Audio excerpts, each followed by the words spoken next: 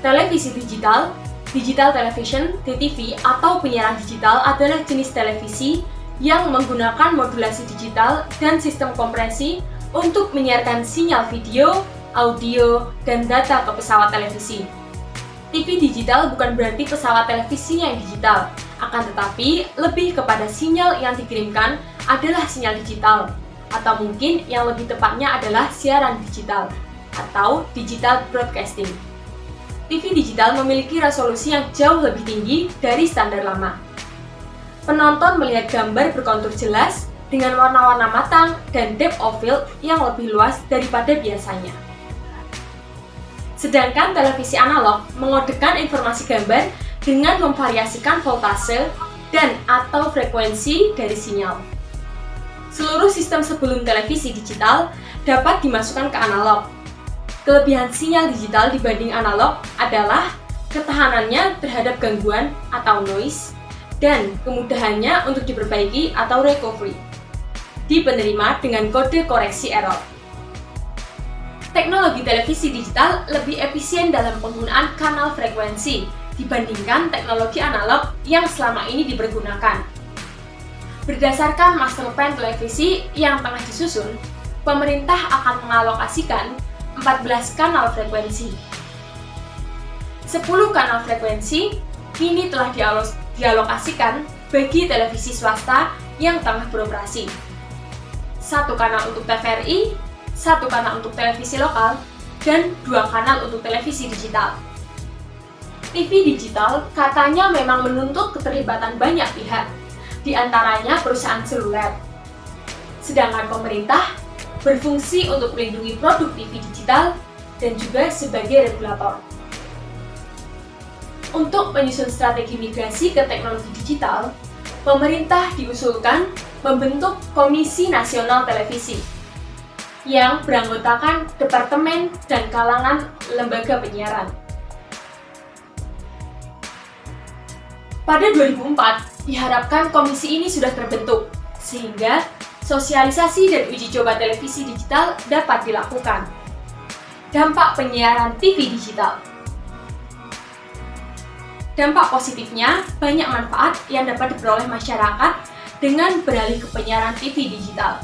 Antara lain, kualitas gambar yang lebih halus dan juga tajam.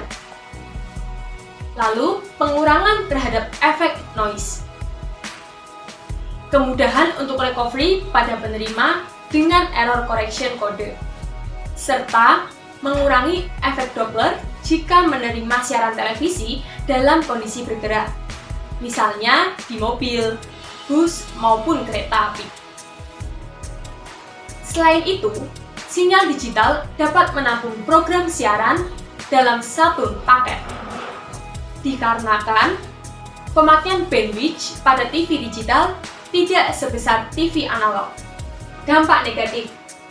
Di samping banyak hal yang bermanfaat, tentunya kendala yang akan dihadapi dalam migrasi ke siaran TV digital pun juga semakin banyak. Seperti regulasi bidang penyiaran yang harus diperbaiki. Lalu standarisasi yang harus segera ditentukan, baik untuk perangkat dan teknologi yang akan digunakan. Industri pendukung yang harus segera disiapkan, baik perangkat maupun kontennya.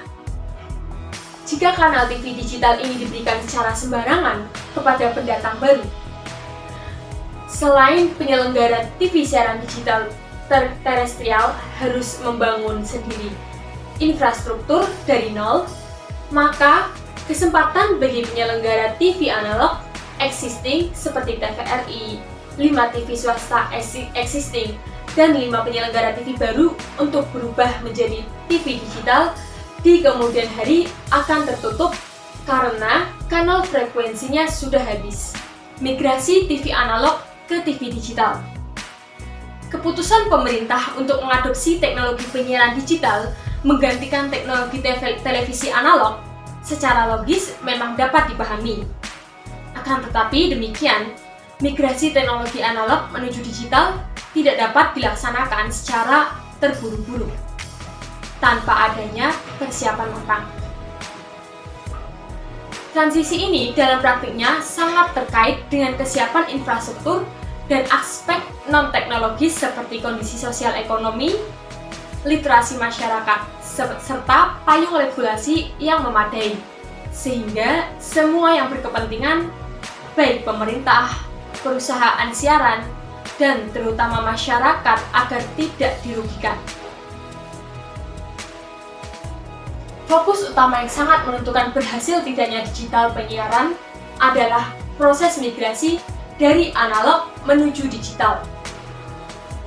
Migrasi dalam proses digitalisasi penyiaran meliputi beberapa aspek, yaitu yang pertama, kebijakan simulcast dan switch off, atau alternatifnya tidak harus total switch off. Yang kedua, mekanisme sosialisasi. Yang ketiga, pengadaan set-top box. Yang keempat, ketersediaan pusat layanan informasi. Dan yang kelima, kejelasan regulasi sebagai aturan main bila terjadi pelanggaran selama proses migrasi.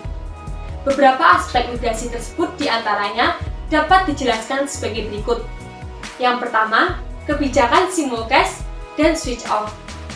Pelaksanaan migrasi analog ke digital umumnya dilakukan melalui dua tahap, yaitu tahap simulcast atau siaran TV analog dan digital disiarkan bersama-sama, dan tahap switch off atau siaran TV analog dihentikan secara total.